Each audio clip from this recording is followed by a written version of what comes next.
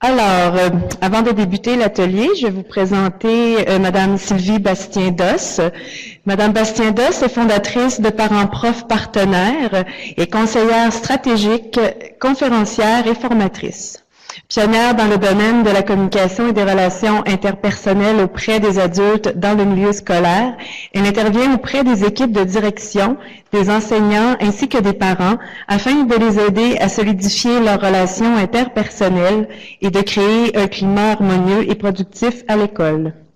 Œuvrant dans le milieu scolaire depuis plus de 30 ans, c'est en tant que directrice générale adjointe de l'école, de directrice de l'admission et d'enseignante qu'elle a développé son savoir-faire. Convaincue que la qualité des relations interpersonnelles entre les parents et l'école, ainsi qu'entre les membres d'une équipe école a un impact significatif sur le climat d'apprentissage d'un enfant, Madame Bastien-Doss fait réfléchir et propose des pistes de solutions pour encourager le développement et le maintien de la meilleure relation possible entre les individus. Je vous souhaite un bon atelier. Merci beaucoup. Bonjour, bon après-midi tout le monde. Alors, moi j'ai entendu quelques parents, est-ce que ça fonctionne? Quelques parents qui me disaient, oh, après le lunch, là, on s'endort un peu, alors je vous promets que je vais vous réveiller, OK? C'est correct? Vous allez bien?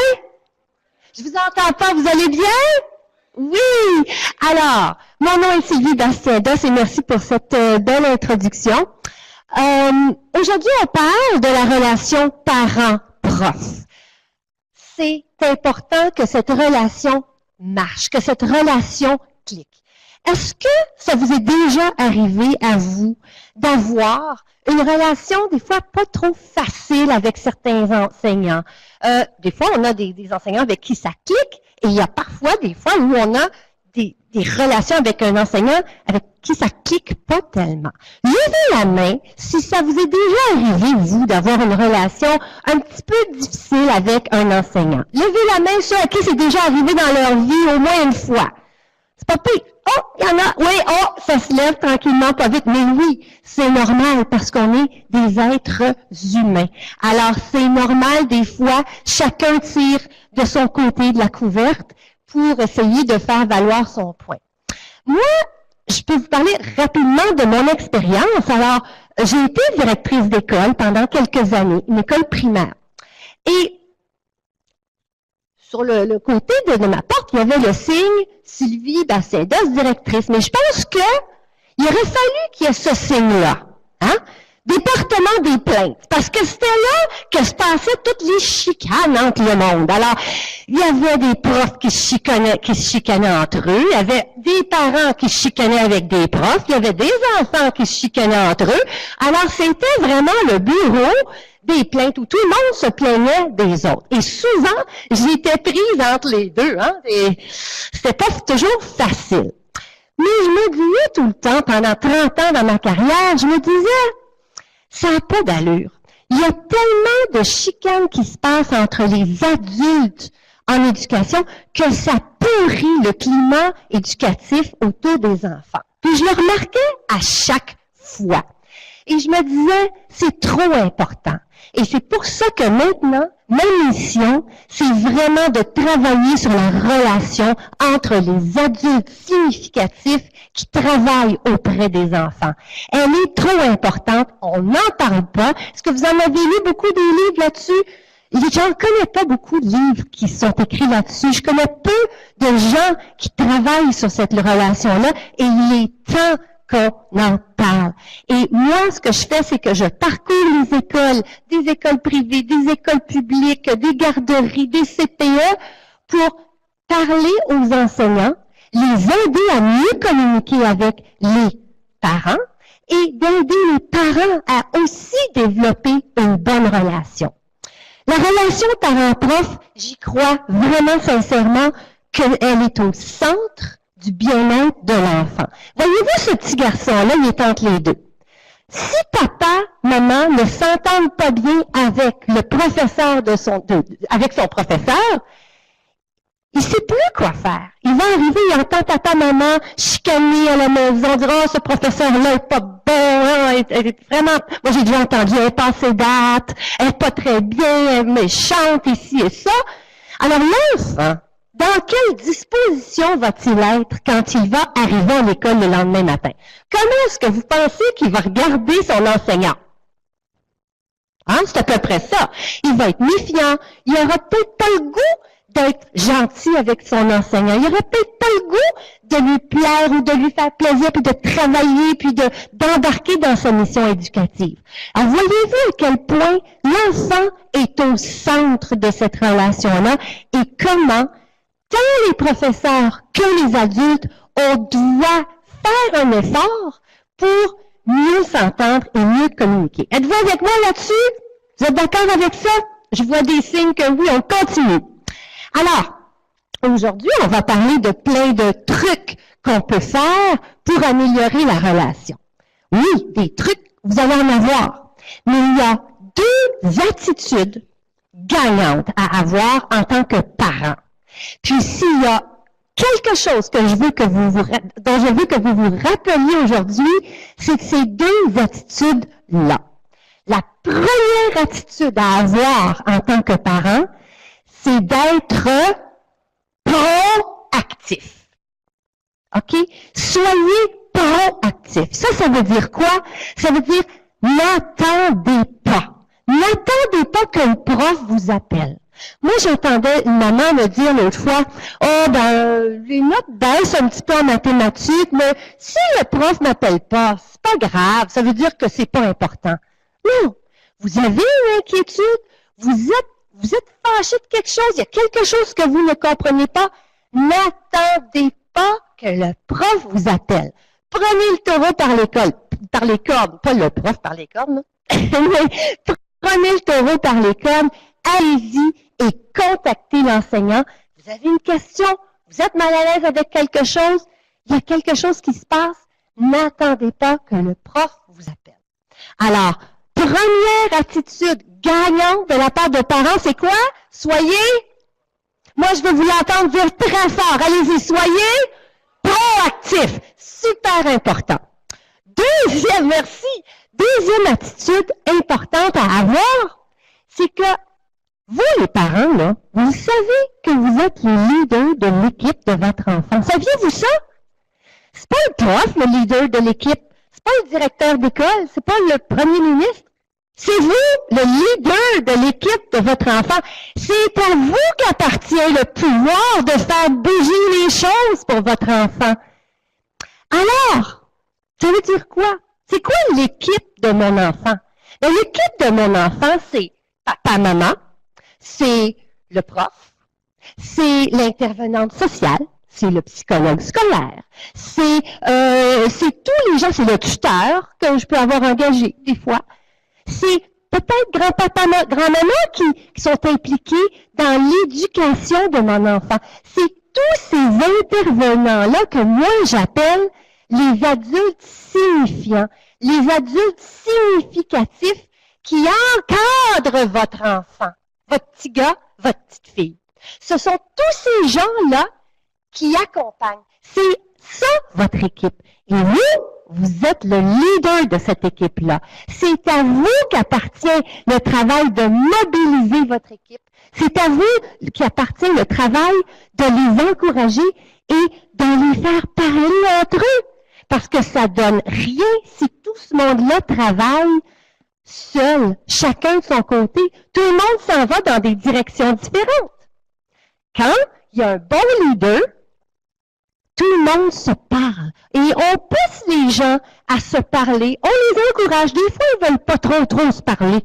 Mais on les encourage à se parler. N'oubliez surtout pas que vous êtes le leader de l'équipe de votre enfant. Alors ça, ce sont les deux attitudes super importantes à avoir. 1, soyez proactif et 2, soyez le leader de l'équipe de votre enfant. Impliquez-vous, soyez présent. Et le fait que vous soyez ici aujourd'hui, ça démontre que vous êtes des leaders d'équipe, que vous êtes impliqués et que vous voulez vraiment le bien-être de votre enfant. Alors, Alors, une fois, je parlais à ma belle-sœur, Lina, qui a sa grande fille qui est en secondaire 3. Puis Lina, elle me dit, écoute Sylvie, j'ai reçu une lettre de l'école en disant que ma fille allait pas très bien, puis que là, j'avais un document, un questionnaire à remplir sur la façon dont elle étudie, puis qu'ils vont lui faire un IEP où je comprends rien. Alors bon, je me suis dit, ben, c'est quoi ça? Puis elle comprenait pas trop ce qui se passait. Puis là, je lui expliquais, ben, peut-être que Alessia, elle a des difficultés d'apprentissage. Est-ce que tu en sais un petit peu plus? Puis elle me dit, non. Puis j'ai dit, qu'est-ce que tu vas faire? Elle dit, je sais pas, je vais remplir le questionnaire, je vais l'envoyer à l'école. Puis j'ai dit, qu'est-ce que vous pensez que j'ai dit? Qu'est-ce que vous pensez que je lui ai dit? Appel! Soyez proactif, vous êtes le leader de l'équipe. Alors, je dis, appelle, tu comprends pas? Appelle le prof, dis, je comprends pas ce qui se passe, pouvez-vous m'expliquer? Elle dit, oui, mais, je l'ai appelé l'autre fois, puis elle m'a jamais rappelé. Je dis, ben, rappelle. Elle te rappelle pas? Rappelle une deuxième fois. Elle te rappelle pas encore? Rappelle une troisième fois. Lâche pas. Tu es un leader. Tu es le parent de cet enfant-là et tu dois t'assurer que les adultes qui travaillent avec ton enfant, qui marchent dans le bon sens puis qui soient proactifs. Alors, pour toutes sortes de raisons, le prof peut ne pas l'avoir appelé. Qu'elle soit bonne, qu'elle soit mauvaise, c'est pas ça qui est important. C'est quoi qui est important? C'est votre enfant. C'est lui qui compte. Est-ce que vous êtes avec moi là-dessus? OK. Alors, j'ai pas honte d'appeler le prof. Je dois pas avoir peur d'appeler le prof. Je dois pas craindre d'avoir le prof.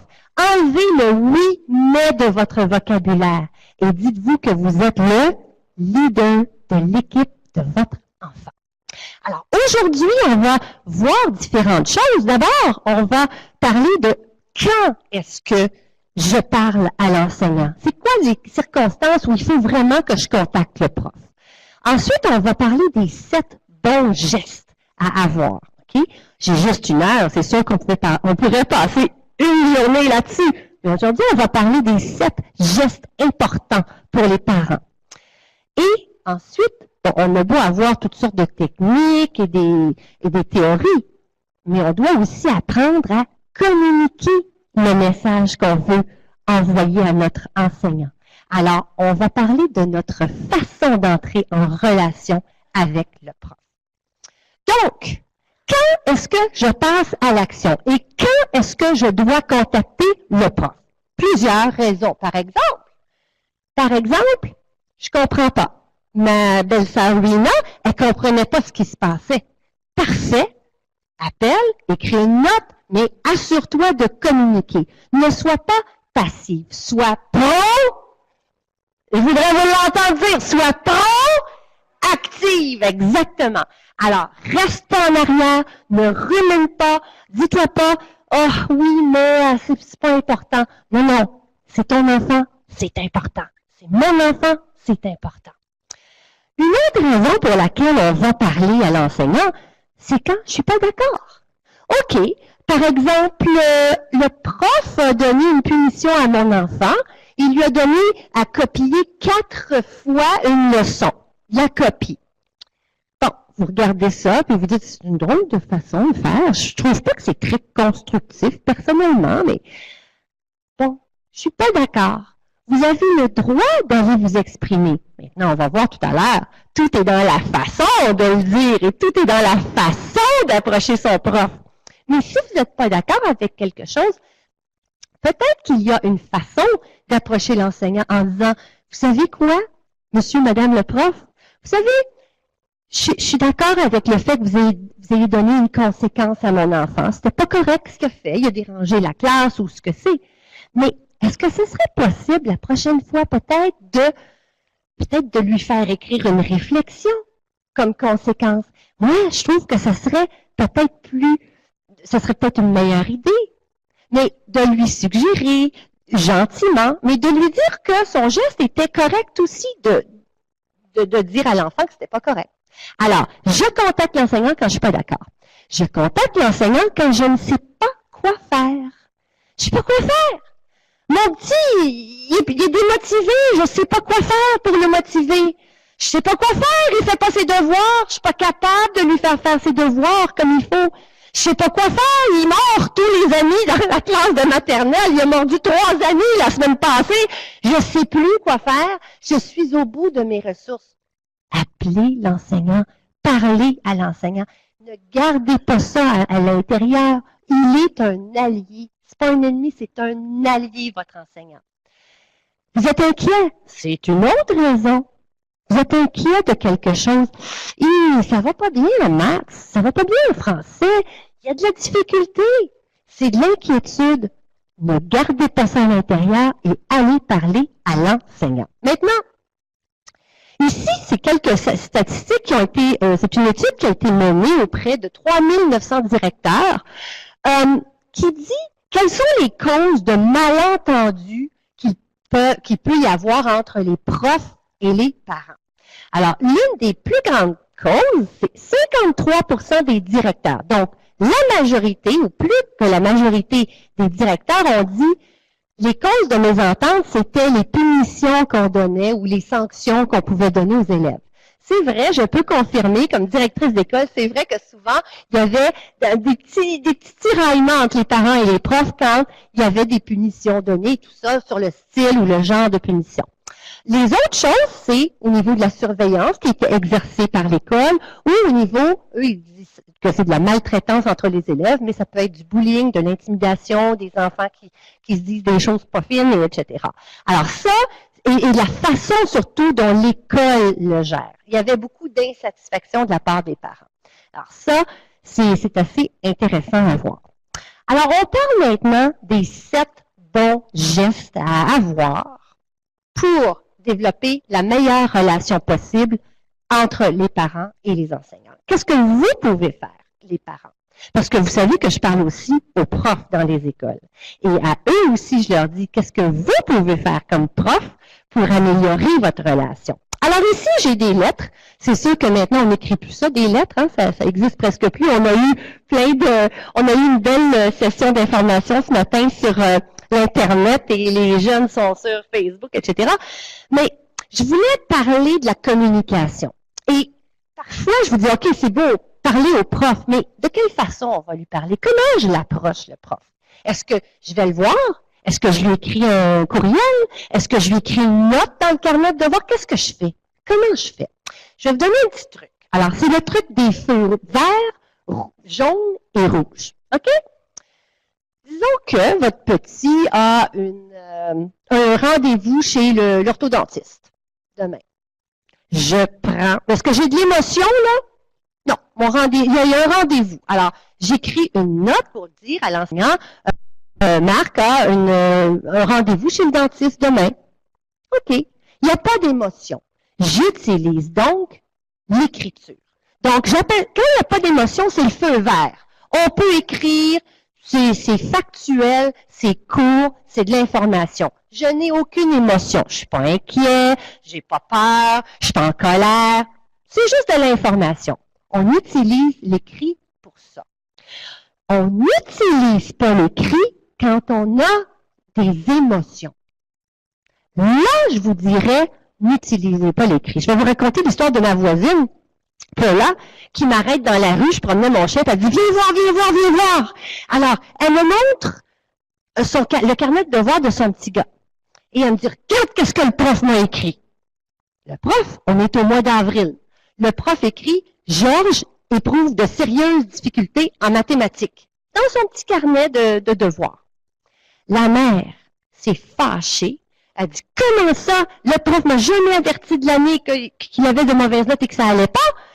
Et là, au mois d'avril, elle me dit ça. Bon, la mère est fâchée. Savez-vous ce qu'elle a fait? Elle a écrit 3 pages d'insultes au prof dans le carnet de devoirs. Là, je vois des gens qui font. Mais l'écrit, c'est pas fait pour s'engueuler. L'écrit, c'est pas fait quand on a des émotions. Alors, disons qu'elle était dans le rouge. OK? Alors, dans le rouge, là, quand tu as de l'émotion, rencontre la personne. Tu vas avoir la personne en face de toi. Tu vas lire son langage corporel. il va lire ton langage corporel à toi. Donc, pas d'émotion, j'écris, c'est factuel, c'est bref. Un petit peu d'émotion, une petite inquiétude, mais c'est pas dramatique, c'est le feu jaune. Là, j'appelle. Je peux très bien avoir une conversation téléphonique avec un prof si je suis pas trop émotif ou si c'est pas trop difficile comme émotivement parlant. La rencontre, c'est vraiment quand il y a des choses sérieuses à discuter. D'accord? Est-ce que ça va avec ça? Feu vert, feu jaune, feu rouge. Ça donne une petite indication de comment approcher l'enseignant et les meilleures façons d'enseigner et de communiquer. Quand on rencontre le prof, rencontrer le prof, c'est une chose, mais est-ce qu'on a des bonnes rencontres? Est-ce que notre rencontre est productive? Comment est-ce que je peux faire pour rendre la rencontre productive? Moi, je veux sortir d'une rencontre de prof en ayant des solutions, en ayant quelque chose à faire et en faisant un suivi. Alors, j'ai inventé le terme PASSA. PASSA, c'est une technique que je peux communiquer avec vous. Alors, premièrement, le P, c'est pour être préparé. Arrivez toujours à une rencontre bien préparée. Écrivez vos questions si vous en avez à la maison. Écrivez les mots-clés que vous voulez sortir. Écrivez les choses. Vous savez, ça c'est quand on va chez le médecin, par exemple, puis qu'on le voit pour un mal de gorge, puis bon, on parle du mal de gorge, tu ressors dans ton auto et tu te dis « Ah, j'ai oublié de parler de mon mal de tête que j'ai eu pendant 3 ans. » Si j'avais écrit mes points calmement à la maison, j'aurais eu le temps de lui en glisser un mot. Et souvent, les rencontres avec les professeurs, c'est souvent bref, c'est pas très long. Les profs, ils en ont beaucoup à faire et on sent qu'on ne veut pas prendre trop de temps en général avec eux. Alors, si vous arrivez préparé avec vos questions, avec votre liste de choses à faire, vous avez déjà gagné en efficacité. Le A, c'est pour assurer ma compréhension. Qu'est-ce que je veux dire par là? C'est que disons que le prof vous dit « Ouais, ben ça va pas du tout. Votre petit, il dérange tout le temps dans la classe, là. » OK. Vous pourriez lui dire, par exemple, « Bon, est-ce que je comprends bien que il dérange? Est-ce que c'est parce qu'il l'écoute pas ou c'est parce que vous sentez qu'il n'est pas capable de se contrôler? J'ai besoin de savoir un petit peu votre avis là-dessus. » Assurez-vous, posez-lui des questions pour vous assurer que vous ayez bien compris et saisi le vrai message qu'il vous envoie derrière sa plainte. Le troisième point, c'est solution commune. Sortez toujours d'une rencontre en ayant déterminé une solution. On ne reste pas sur le mode plainte. On va dans le mode solution. OK, mon enfant ne veut pas parler en français dans la classe de français? Parfait. Qu'est-ce que vous suggérez qu'on fasse? Ça, c'est une réunion productive. Alors, toujours trouver une solution et s'entendre sur une solution commune entre le prof et vous, les parents. Le suivi. Ça, j'ai vu plein de bons plans tomber à l'eau complètement parce que les gens, les profs et les parents ne s'étaient pas entendus sur un suivi. Je vous donne un exemple. Bon, parfait, pour le faire parler plus en français dans la classe de français, le prof a dit, moi, dans la classe, je vais essayer de lui donner un petit ami qui parle français, ça va peut-être l'encourager. Ça, c'est ce que le prof fait. Vous, à la maison, ce que vous pourriez faire, c'est peut-être le mettre devant un petit peu de télé en français. Ça va l'aider. Puis, à votre enfant, on va lui donner un petit système d'étoiles à l'école pour qu'il puisse parler en français. OK, good. On a une solution. Mais là, on s'en va chacun de notre côté. Vous savez qu'est-ce qui va arriver si on ne fait rien d'autre? Bon, un soir, vous allez oublier de le mettre devant la télé. Après ça, le prof va oublier que il fallait mettre un ami avec lui, etc. Le temps passe, puis les choses coulent, puis on oublie, puis les choses se perdent. Puis qu'est-ce qui se passe? Ben, c'est votre enfant qui ne parle pas plus le français. Alors, à la fin d'une rencontre, quand vous avez vous êtes entendu sur une solution, dites-lui, OK, on va essayer ça. Est-ce que je peux vous rappeler dans 3 semaines pour voir comment notre plan fonctionne?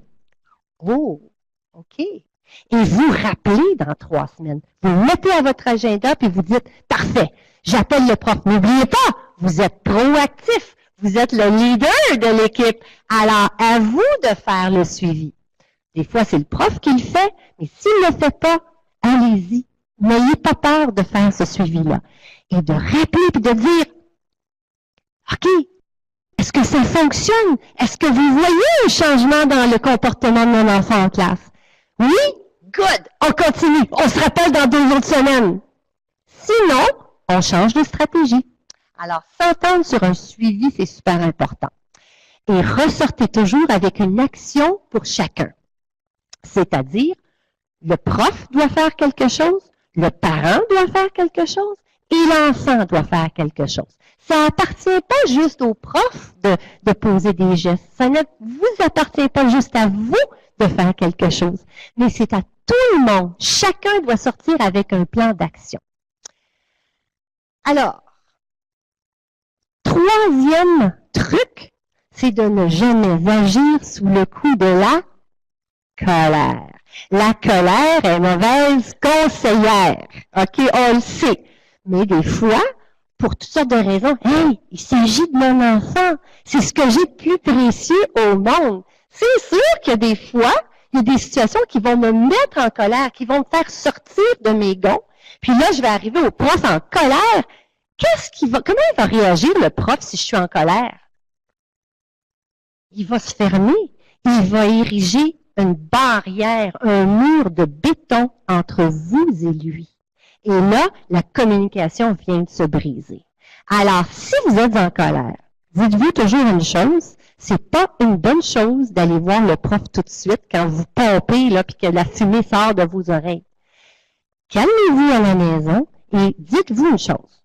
Je suis en colère parce que il y a quelque chose qui me fait peur. La colère, c'est de la peur. La colère, c'est de la peur. De quoi vous avez peur? Vous avez peur que votre enfant soit intimidé? Vous avez peur qu'à cause d'un certain geste ou que quelque chose arrive, qu'il perde l'intérêt à l'école? Vous avez peur qu'il n'aime pas l'école à cause de ça?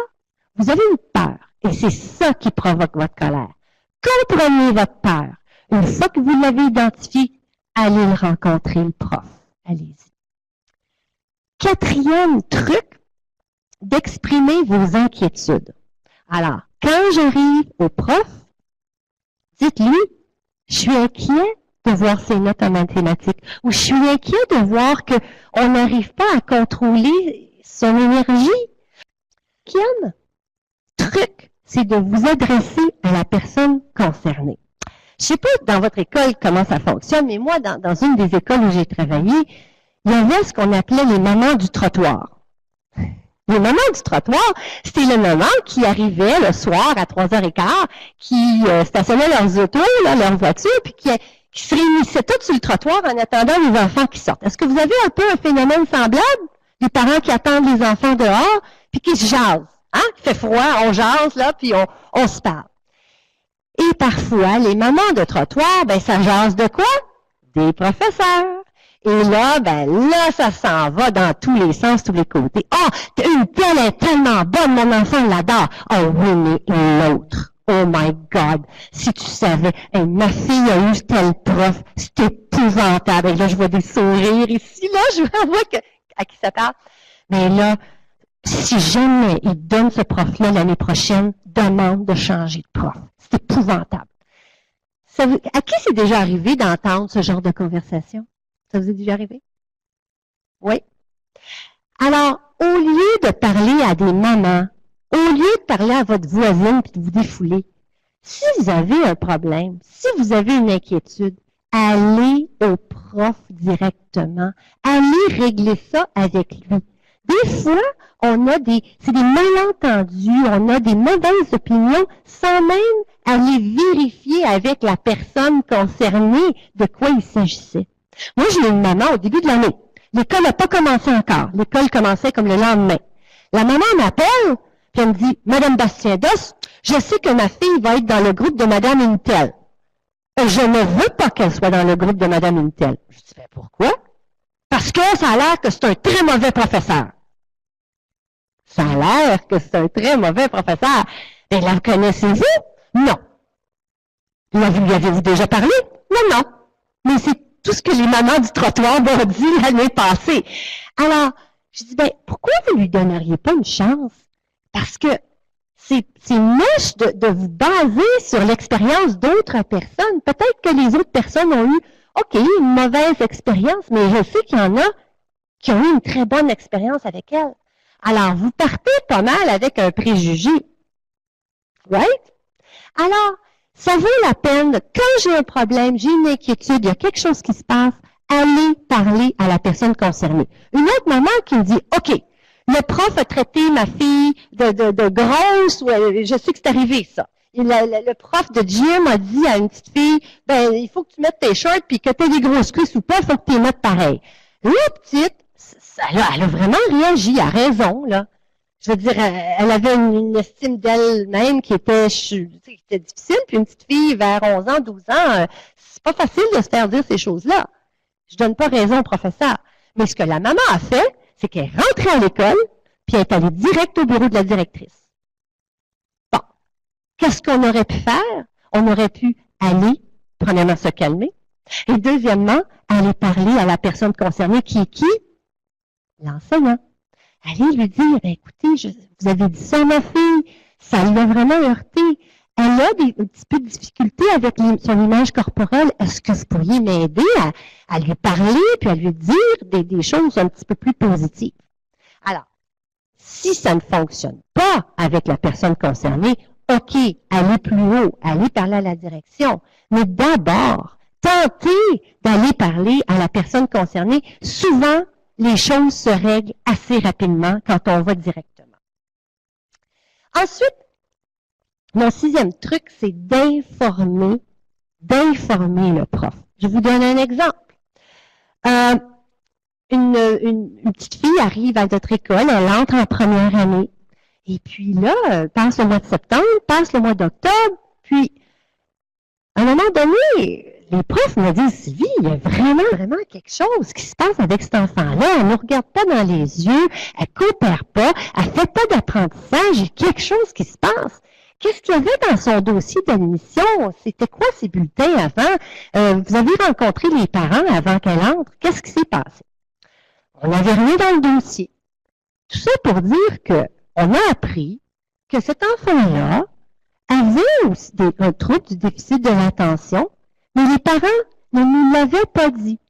Puis ce qu'on a compris, c'est que les parents ne l'avaient pas dit parce qu'ils se disaient, je veux qu'elle entre dans une école, puis je veux pas qu'on l'étiquette.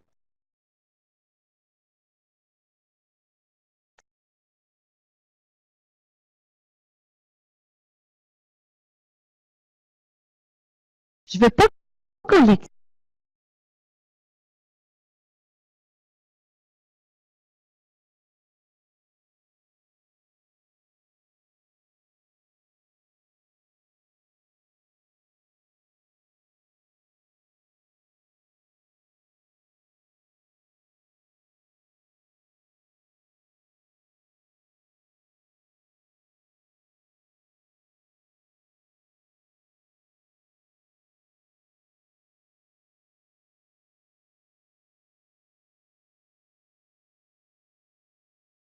Avant ça. OK.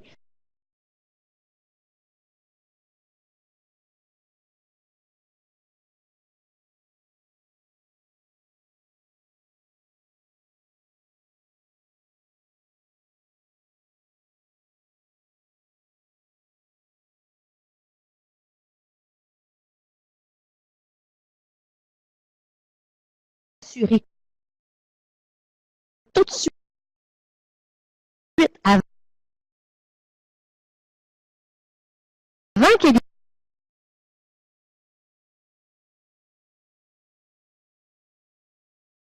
des problèmes.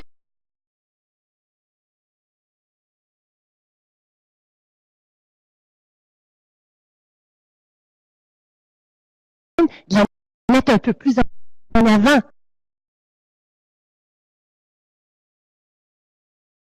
dans la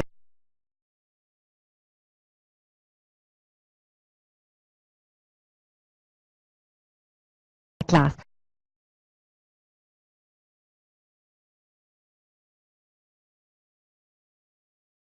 Tu sais, il y a des choses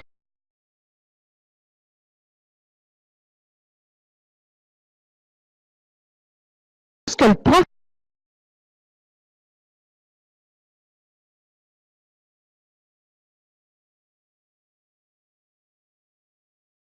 peut faire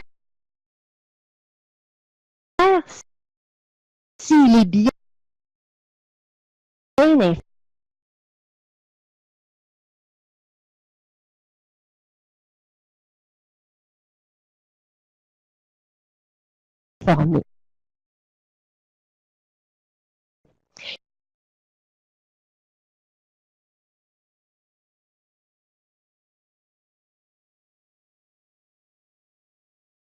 Il n'y a pas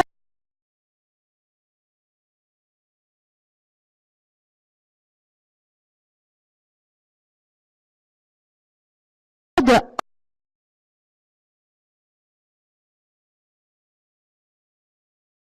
honte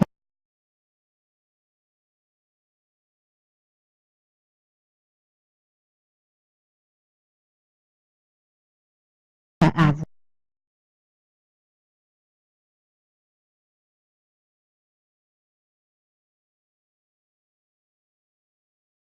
avoir.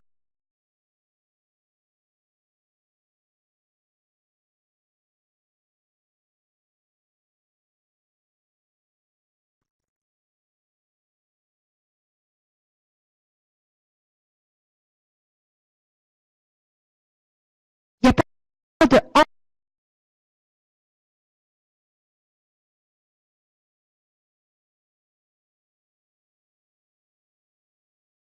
honte à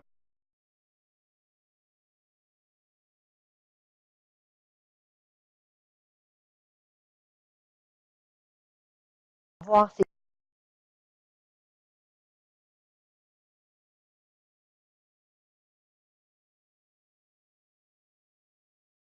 ces choses-là.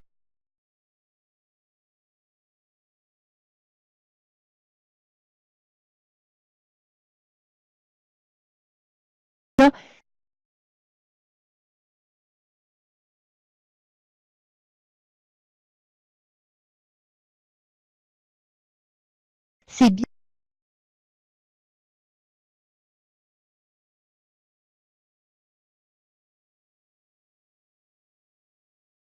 mieux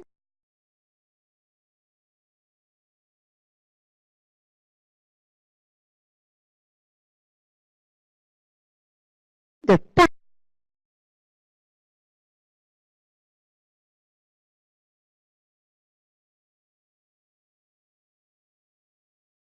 à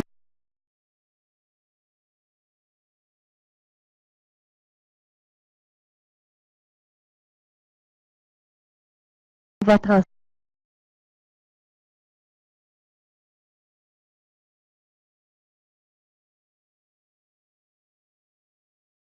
enseignant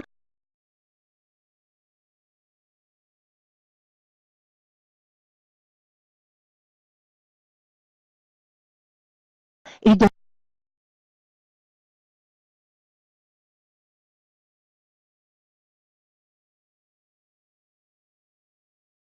lui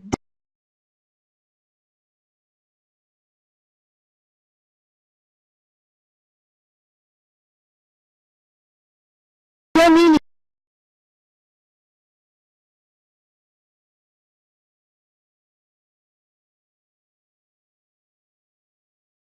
les renseignements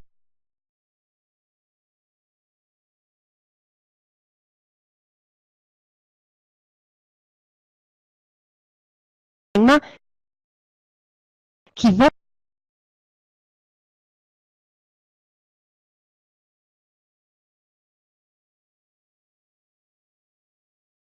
lui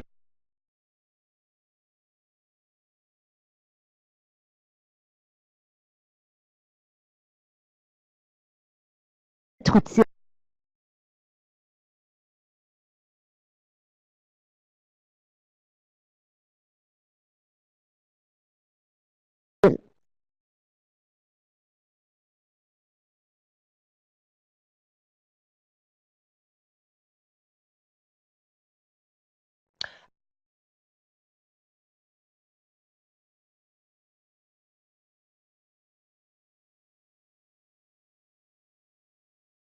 Un autre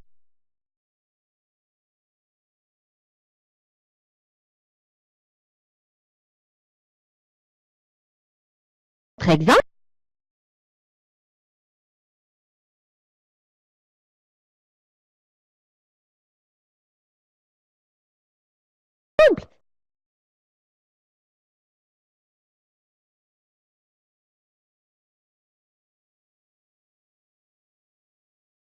c'est si,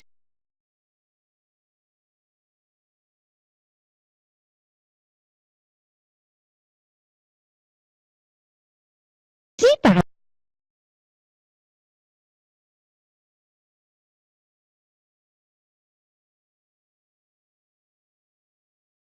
exemple,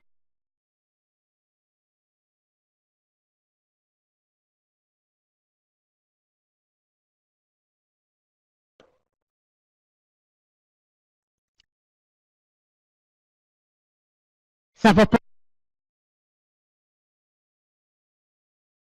bien à la maison. Quand ça arrive partout,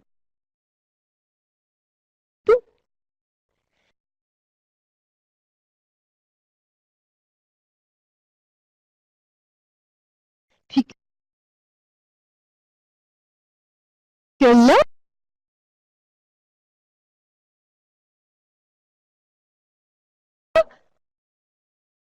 bon, ça chicane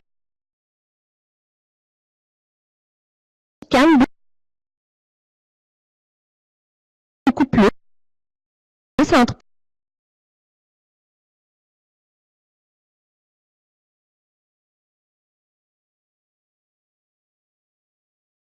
papa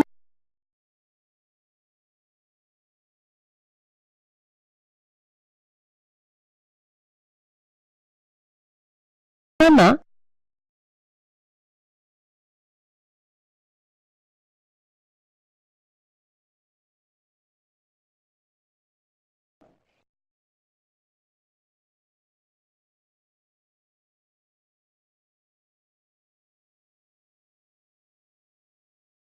Et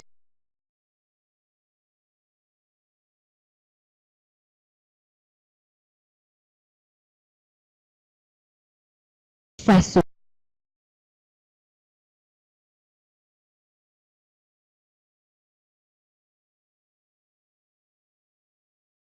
répercute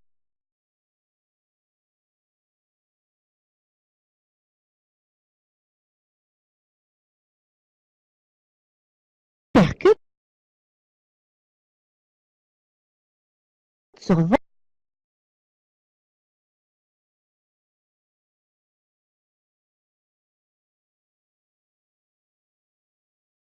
enfant.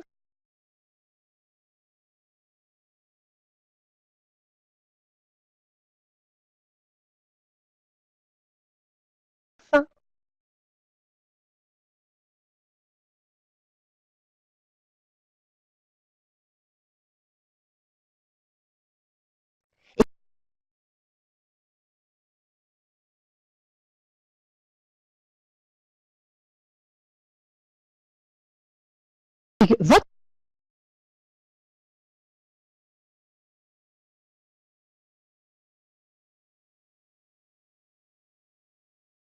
enfant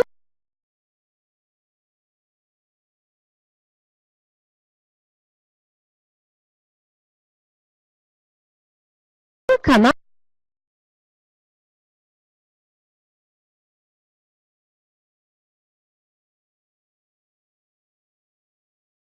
à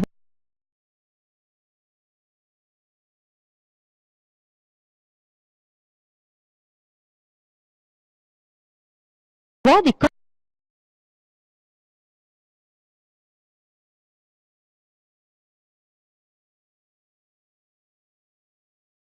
comportements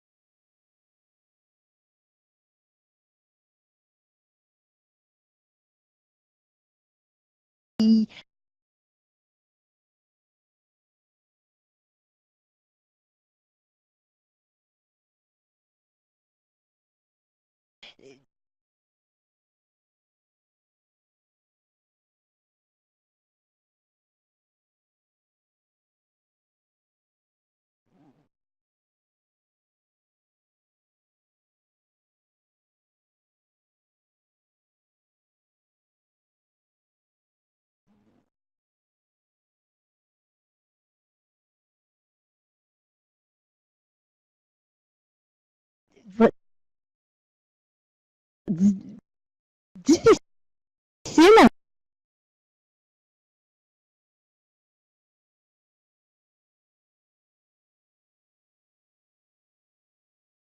à l'école parce que ça brasse un petit peu à la maison, puis c'est difficile. Et au lieu d'être passif, puis de rien dire, puis de laisser le prof vous appeler, de dire, mais voyons, qu'est-ce qui se passe avec votre enfant? Non, je comprends pas son comportement. Allez donc rencontrer et dites-lui, écoutez, sans vous donner les détails, je vais juste vous dire, gardez un œil sur ma fille parce que les choses vont pas très bien à la maison. Si vous voyez son comportement changer, pourriez-vous m'appeler, puis on va travailler ensemble. Ça, c'est la bonne attitude à avoir. Septième, je reviens au principe du parent leader. Vous êtes le leader de l'équipe de votre enfant. C'est à vous de mobiliser les troupes. Mobiliser les troupes, c'est de faire en sorte que le monde travaille ensemble et motiver les troupes. OK, vous allez dire, ben, c'est pas à moi de motiver le prof quand même, là. Il faut que je motive mon mari à faire la vaisselle. Il faut que je motive mon fils à faire ses devoirs. Ben là, bien sûr que moi, il faut que je motive mon prof. Il y a un directeur d'école pour motiver ses troupes, là. C'est pas à moi de le faire. Mais le prof, il travaille pour qui? Pour votre enfant. Vous êtes le leader de l'équipe. Motivez donc le prof. Il va avoir le goût d'aider votre enfant. Motiver le prof, ça peut être par des petits gestes super simples. Vous dire, hey, une tape dans le dos. Vraiment, quand vous avez fait ce projet-là, mon fils a tellement aimé ça, là. Merci, puis bravo.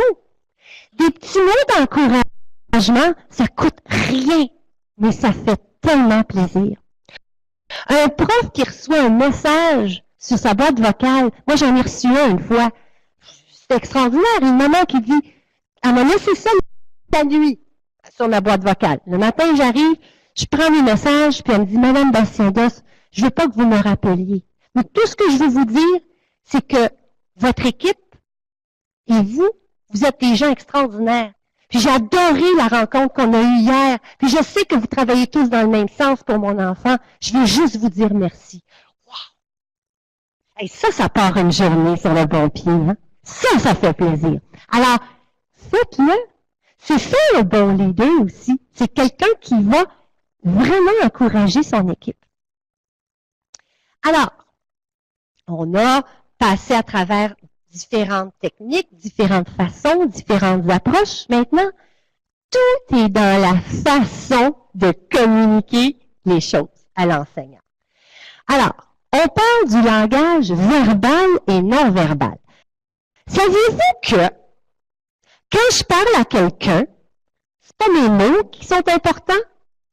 C'est quoi qui est important? C'est mon non-verbal. Le non-verbal compte pour 93% de ma communication. Les mots que j'utilise ne comptent que pour un petit mini 7%. Wow! Quand même, hein? Donc, notre non-verbal, il faut y faire attention quand on arrive au prof. Là, je vais vous demander de faire un petit exercice avec moi. Voici des mots. Je ne comprends pas les mauvaises notes de mon enfant. Ce sont des mots, c'est une phrase. Est-ce qu'il y a de l'émotion dans cette phrase-là? Est-ce qu'il y a de l'émotion? Je ne comprends pas les mauvaises notes de mon enfant. Est-ce qu'il y a de l'émotion dans ces mots-là? Pas vraiment. Hein?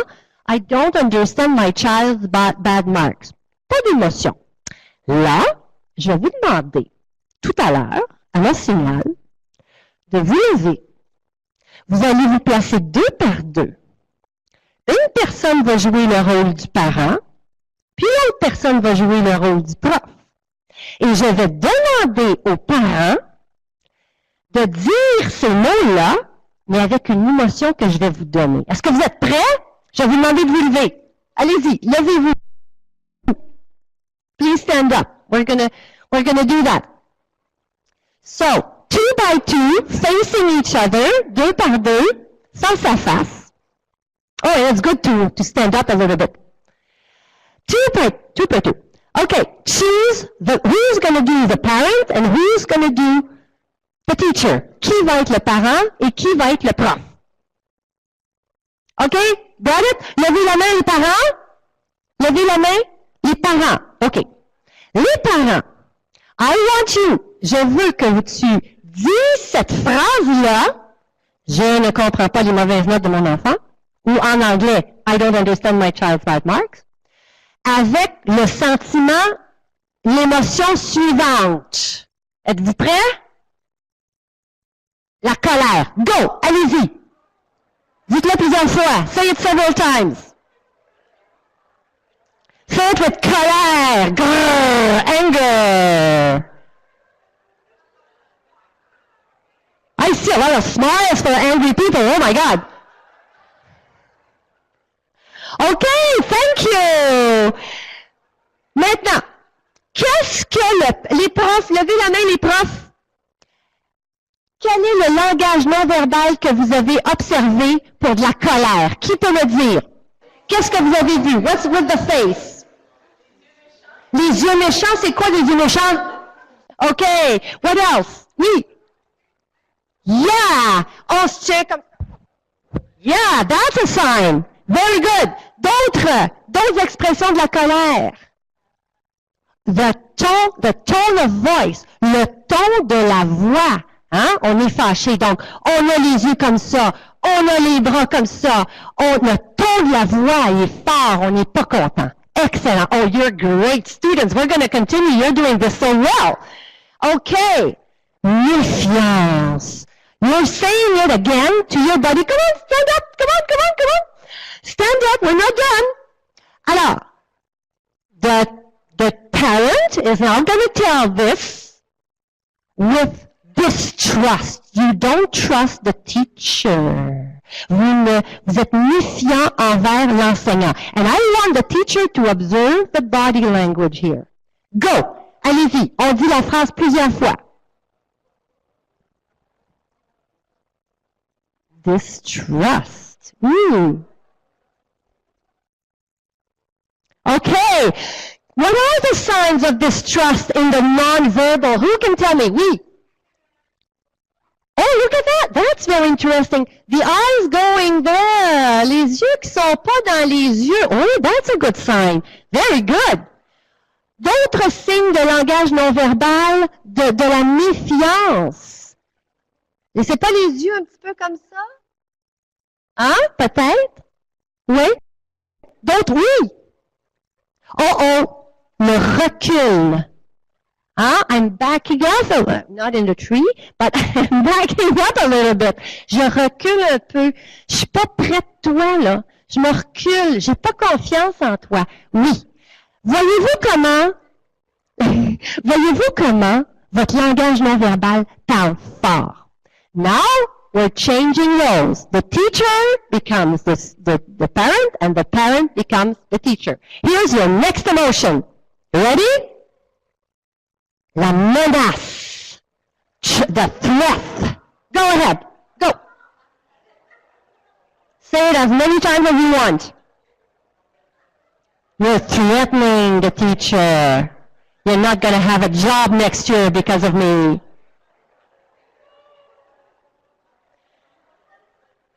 Excellent. Okay, stop. You guys are good. Good actors. I see you. Vous êtes des bons acteurs. Quels sont les signes du manque de confiance? Did you see in the face? La menace, pardon, la menace. C'est quoi? Oh, I see one very good verbal language, non-verbal. It's like this, very good. Other signs? Don't sing? Don't sing? Qu'est-ce que vous avez vu? On peut. Oui, leaning towards. Ça, là, comme ça, les épaules en avant, les bras en avant, c'est better be careful. Right? Okay. Now, the last one. You ready for the last one? Okay. That's a good one. Collaboration. Show me sign language. Le non-verbal pour un ton collaboratif. So say that sentence with un ton de collaboration. Go ahead. Show me the signs of collaboration. You want to collaborate with the teacher. You want to work with the teacher. What are you going to say? How are you going to say it?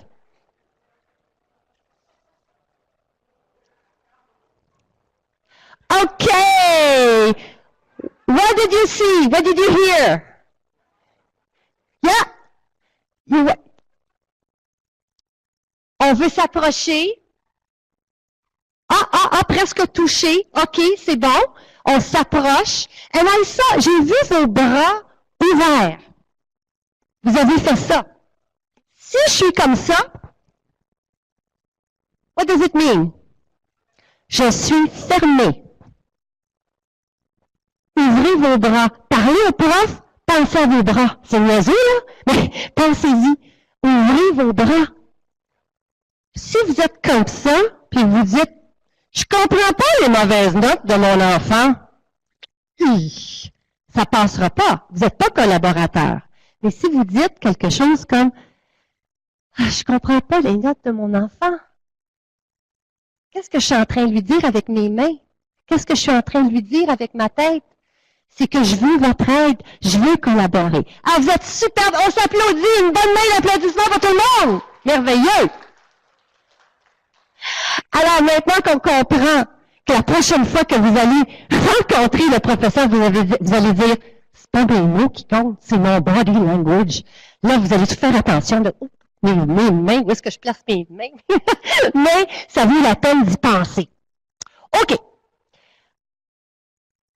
On est tous différents et on réagit tous de manière différente. Moi, j'enseigne un modèle qui s'appelle le modèle DISC. Est-ce qu'il y en a ici qui ont déjà entendu parler de ce modèle-là? Oui? Oh, 5 minutes, 10 minutes, OK. Alors, il y a 10 minutes? 15, c'est bon. Il y a 4 grands types de personnalités. Et on a tout ça en nous. Mais il y en a un des 4 qu'on a un petit peu plus.